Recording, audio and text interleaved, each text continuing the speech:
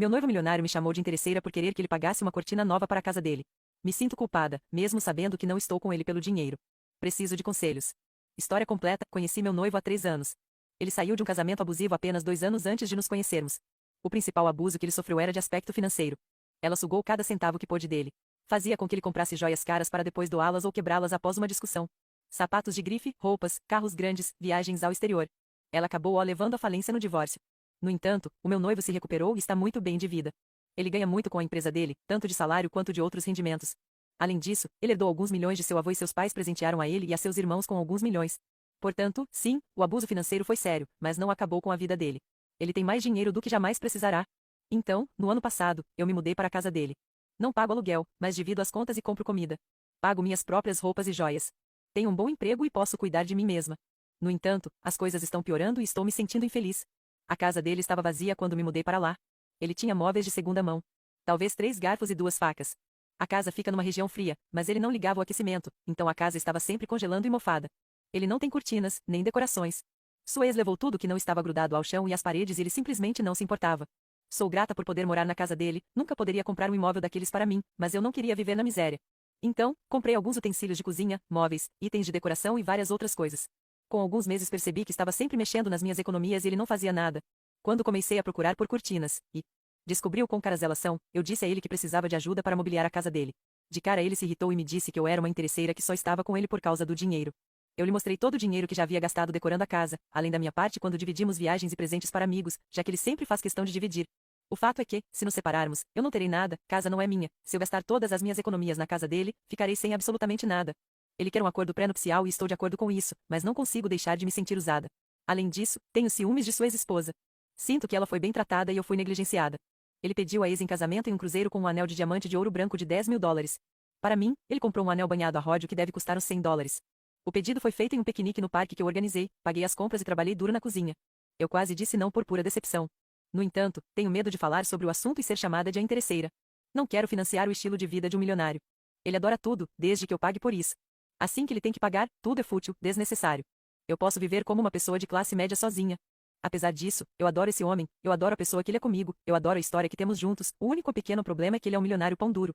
Não sei se consigo cancelar um casamento apenas por motivos financeiros, mas não consigo parar de pensar no contraste do nosso casamento barato com a extravagância da ex dele. Além disso, como ele vai ser com os nossos filhos? Se eu decidir ficar em casa para cuidar da minha criança, vou ter que implorar por comida? Parte 2. Liguei para uma de suas irmãs, de quem sou muito amiga, e contei tudo a ela. Ela não ficou surpresa, mas apenas triste com o quanto ele estava me deixando infeliz. Ela me disse que, desde o dia em que começamos a namorar, ele tinha essa ideia de quem eu estava fora de seu alcance. Ele já havia decidido que eu só estava com ele por causa do dinheiro. Ela me disse que já havia conversado com ele no passado, avisando que eu não era como a ex dele e que ele deveria ao menos ajudar mais com as despesas. Ela me disse que boa parte da família reclamou com ele em relação à proposta de casamento, parecia que ele nem havia se esforçado, que havia feito um pedido barato para tentar me convencer de não aceitar. Essa informação me confundiu um pouco, fiquei magoada por ela nunca ter discutido isso comigo antes, mas ela achava que não era da conta dela. Ela também explicou como ela e o marido organizavam suas finanças, ele também não tem tanto dinheiro quanto ela. Pensei bastante ao longo de alguns dias e acabei decidindo sair da casa dele, preparei as minhas malas e avisei os meus pais que estaria indo para a casa deles. Esperei que ele voltasse para casa para conversarmos. Não queria magoá-lo e não sabia como ele reagiria.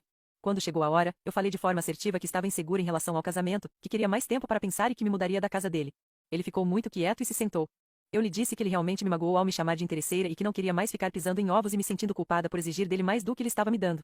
Lhe disse que estava infeliz e que me sentia negligenciada. Ele ficou quieto, quase atônito. Eu lhe disse que a comparação constante com a ex dele não era saudável e que era muito injusta comigo. Disse que essa comparação toda apenas me fez achar que ela valia mais do que eu. Contei que eu queria ter filhos com ele, mas que não confiava nele para poder me dedicar a ser mãe. Nesse momento, eu acabei dando a entender que ele estava sendo abusivo comigo, estava perdendo um pouco a compostura e o roteiro, mas ele permaneceu calado, sem demonstrar nada. Fiquei em silêncio e decidi ir embora. Somente quando me levantei para ir ele disse, por favor, não vá. Ele me perguntou se estava tudo acabado ou se ele ainda tinha alguma chance. Eu lhe disse que precisava sair desse palácio de tristeza que era a casa dele, que ele precisava de ajuda profissional para lidar com os traumas da ex dele. E que eu precisava de tempo para pensar. Ele finalmente estava demonstrando emoções, a essa altura estava chorando levemente quando finalmente saí para o meu carro. Ele me enviou uma mensagem de texto muito longa no outro dia, dizendo que estava arrasado e que não conseguia dormir. Ele fez todo tipo de promessa, que faria terapia, venderia a casa, faria questão de cuidar melhor de mim. Disse que me ajudaria a decorar a nossa nova casa e que faríamos dela o nosso lar. Me sinto muito vazia e cansada. Tenho dormido a maior parte do dia. Não sei se realmente quero voltar, mesmo se ele fizer tudo isso. Parte 3. 10 meses se passaram desde a última atualização que fiz nesse post. Achei que vocês mereciam saber como essa história está hoje e felizmente posso dizer que acabou bem. Eu acabei marcando de me encontrar com ele em um café, cerca de 2 semanas depois de sair da casa dele. Nós conversamos muito, já desapegada do namoro, eu fui completamente sincera com ele, dizendo que eu não queria ser a ex dele, eu não queria ter mais joias do que uma rainha, mas que queria viver uma vida confortável, queria não ter que fazer contas no supermercado para saber se a conta caberia na minha fatura, queria ter certeza que a minha casa seria um lar para mim e para a família que queria construir com ele. Disse tudo o que sentia e ele realmente me ouviu. Não voltamos de imediato, ele começou a fazer a terapia dele primeiro e fomos mantendo contato por mensagens e por encontros eventuais. Cerca de 2 meses depois nós voltamos de vez. Apesar da situação ter melhorado drasticamente. Sinto que ele não mudou totalmente, que ainda tem alguns hábitos ruins como realmente não se importar com qual tipo de móvel decoraria a sua casa, qual cor ele gosta ou sequer qual casa ele queria morar, mas honestamente acho que o esforço dele é verdadeiro e isso me fez dar a ele uma segunda chance.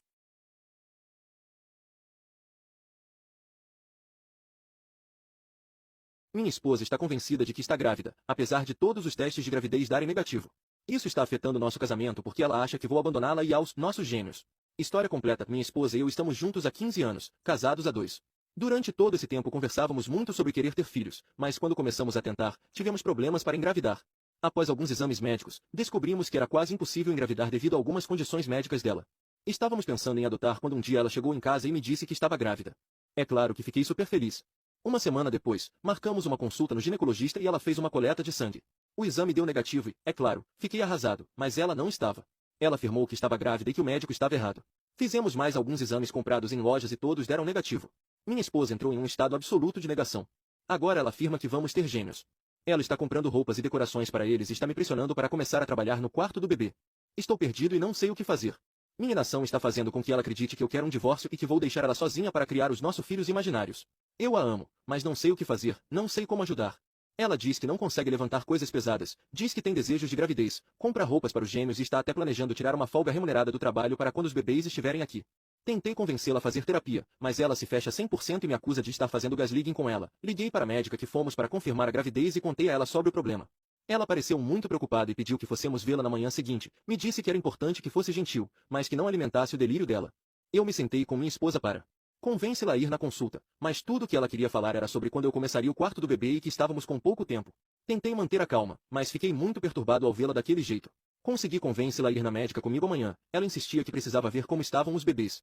Decidi seguir alguns conselhos que a médica me deu e perguntei gentilmente por que ela acha que está grávida. Ela evitava ao máximo me responder diretamente, mudava de assunto e dizia coisas como uma mãe simplesmente sente. Você não entenderia como é. Eu disse que a amava muito e que nunca pensaria em deixá-la, mas que precisávamos ir ao médico para confirmar o pressentimento dela. Ela ficou muito agitada e chorou, dizendo que, se eu quisesse deixá-la, deveria simplesmente ir embora, mas não deveria chamá-la de mentirosa. De alguma forma, consegui acalmá-la o suficiente para que ela dormisse. Depois que ela dormiu, entrei em seu computador. Eu nunca fico olhando as coisas dela, acho isso invasivo e odiaria que ele fizesse comigo, mas ainda bem que o fiz. Ela estava extremamente ativa em 2 grupos do Facebook. Um era um grupo normal de mamães no Facebook e o outro era um grupo sobre mulheres que acreditavam estar grávidas. No grupo normal, ela publicava atualizações sobre seus sintomas e fotos de sua barriga, e sua história sobre como a médica havia lhe dito que nunca poderia engravidar, mas que, graças à graça de Deus que beijou sua barriga, o dom da vida lhe foi dado, e como ela foi compensada por todos esses anos de sofrimento com gêmeos. No outro grupo, basicamente uma mulher alimentava o delírio da outra. Uma senhora disse que estava grávida de quase 2 anos e que às vezes demorava mais. Minha esposa postava lá reclamando dos médicos que não a levavam a sério e de mim. Muitas mulheres a faziam temer que eu fosse embora. Muitas contaram suas histórias sobre como seus casamentos se desfizeram porque seus cônjuges não conseguiam lidar com a gravidez. Eu estava realmente muito assustado. Pesquisei sobre gravidez psicológica e li em algum lugar que isso também poderia ser um sinal de esquizofrenia. Então, para dizer o mínimo, eu não conseguia dormir. Eu estou com muito medo de perdê-la. Ela acordou e eu tentei agir como se nada estivesse errado. Quando fomos ao médico, era quase como se nada estivesse errado. Se eu simplesmente esquecesse o quão insana era essa situação, eu quase podia me convencer que ela realmente estava grávida e que nosso casamento ainda era perfeito. As coisas azedaram assim que começamos a conversar com a médica. Ela foi muito delicada ao falar com minha esposa. Tentou explicar a ela que era medicamente impossível que estivesse grávida. Tentamos mostrar os exames, o ultrassom, nada adiantou. Ela ficou mais agitada e começou a chorar e a gritar comigo por fazê-la parecer uma pessoa louca. Não conseguíamos acalmá-la, ela entrou em um ataque de pânico total. Ela não conseguia respirar. O médico a deitou e tentou lhe dar um remédio para que ela relaxasse, mas não adiantou. Ela teve de ir para o hospital, onde foi atendida. Fizeram um eletrocardiograma para excluir a possibilidade de ela estar sofrendo um ataque cardíaco. Naquele momento, eu realmente não tinha outra opção a não ser perguntar sobre internação compulsória. Eu basicamente precisava da declaração da médica de que ela era um perigo para si mesma e para os outros. Depois disso, teremos que apresentar uma declaração por escrito ao tribunal para determinar se ela pode ou não ficar lá contra sua vontade. Até o momento, separei prints de todas as postagens dela em ambos os grupos do Facebook, bem como o teste que fizemos com registros de data e hora, além de fotos de todas as modificações que ela havia feito em nossa casa para os gêmeos. Conseguimos a internação em caráter de urgência. Na última vez que a vi, ela ficou furiosa comigo, me disse que eu estava tirando a liberdade dela, e estou mesmo. Eu me senti horrível, sujo e inútil. Ela está muito brava comigo. Sinto que a estou abandonando e não sei como ela vai me perdoar. Eu a amo com todo o meu coração. Sinto que não consegui protegê-la. Por favor, me ajudem com essa situação, especialmente se você já passou por algo semelhante. Atualização. Quando eu fiz esse post eu realmente esperava ler os conselhos, mas a situação ficou tão ruim que eu só apaguei o Reddit e foquei em tentar consertar a situação. Bem, 8 meses se passaram e estou feliz por poder dizer que as coisas estão dando certo. Depois de ficar internada por 72 horas, foi determinado que ela teria de ficar lá por mais tempo. Minha esposa ficou furiosa nas primeiras semanas. Foi um período devastador. Mas o tempo e a terapia ajudaram muito ela. Aos poucos, fui autorizado a visitá-la. E a cada dia que passava, eu vi um pouco mais da pessoa que eu amava. Houve recaídas ao longo do caminho e tive que tomar muito cuidado com o que eu dizia e fazia. Por exemplo, nas primeiras semanas, ela não tolerava o toque ou qualquer comentário sobre ela. Nossa confiança teve de ser reconquistada lentamente, de ambas as partes. Nós nos esforçamos muito. E mesmo agora que ela voltou para casa, e já faz um tempo, às vezes temos dias ruins em que é difícil para minha esposa sair da cama ou em que eu desconfio que ela esteja voltando a como ela estava antes. Mas, no final das contas, estou feliz. Não é como era antes, mas é infinitamente melhor do que quando eu achei que havia perdido ela para sempre. Vamos à terapia juntos e também estamos fazendo terapia individual. Especialmente porque, devido ao estresse, passei a ter crises de ansiedade severas. Mas a cada dia está um pouco melhor. Descobri novos aspectos de minha esposa, como o novo hobby que ela tem de fazer crochê e decorações. Demos a nós mesmos pelo menos um ano de terapia antes de pensarmos em ser pais e criar um filho através da adoção. Uma coisa é certa. Ainda estou apaixonado por minha esposa e tenho certeza que ela ainda me ama muito. Nosso relacionamento pode não estar melhor do que nunca, mas com certeza está mais forte do que nunca.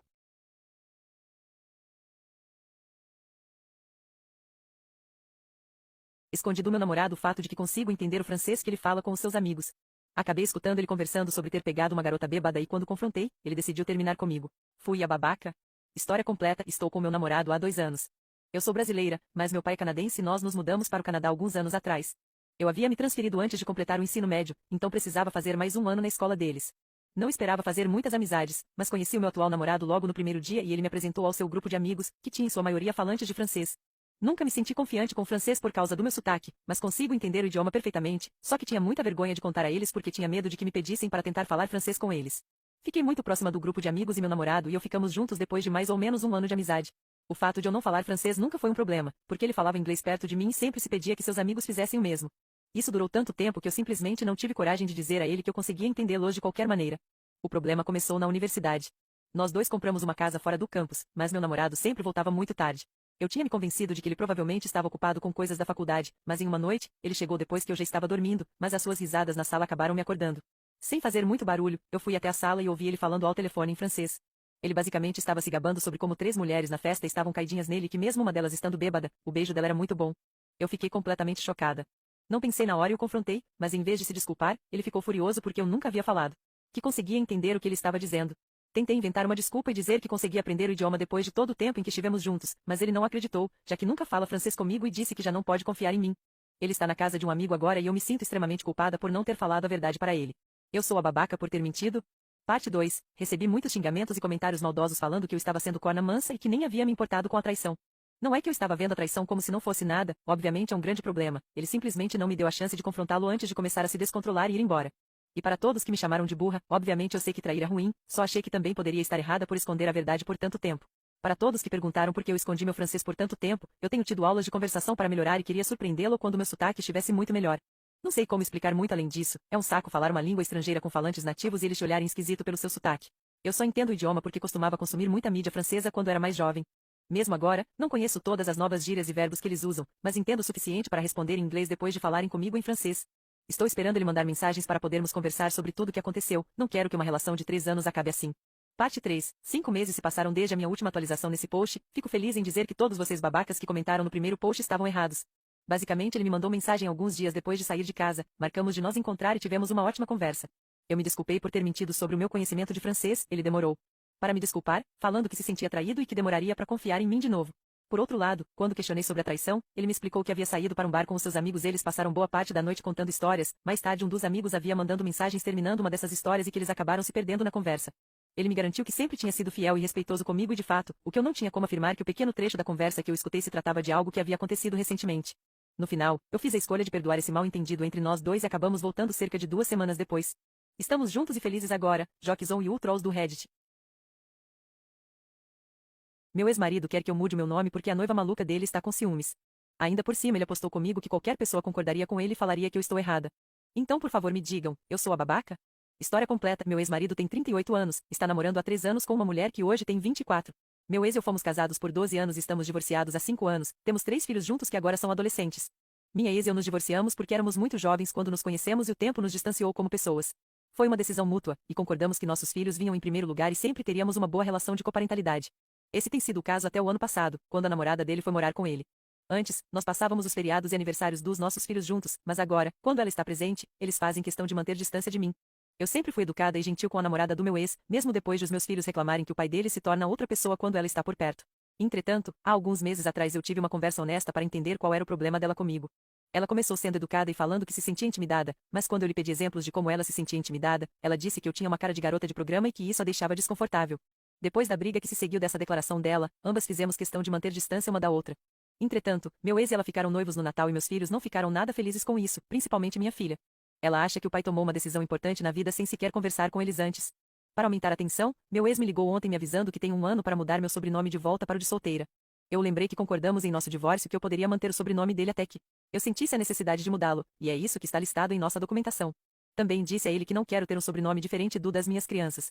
Ele disse que não estou sendo razoável e que estava me pedindo isso porque a noiva dele se sentia desconfortável sabendo que ainda havia um lembrete constante em meu nome do meu passado com o meu ex.